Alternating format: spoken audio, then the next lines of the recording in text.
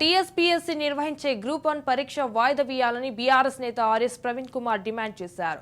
June 9వ తారీఖున జరగబోయే group 1 exam కనీసం ఒక నెల అయినా వాయిదా వేస్తే బాగుంటుందని తెలిపారు. ఈ మేరకు ఆయన ఎక్స్ వేదికగా టీఎస్పీఎస్సీకి విజ్ఞప్తి చేశారు.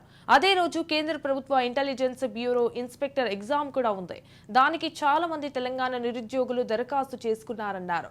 అలాగే చాలా మంది ప్రభుత్వ ఉద్యోగులు గత 4 నెలల నుండి ఎన్నికల నిర్వహణలో తలమునకలైనందువల్ల వాళ్లకు బాగా ప్రిపేర్ అయ్యే అవకాశం దొరకలేదు. కాబట్టి వాళ్లకు ఒక నెలైన సమయం ఇస్తే కనీసం లాస్ ఆఫ్ పే సెలవు మీద చదువుకొని పరీక్షకు హాజరవుతారని తెలిపారు.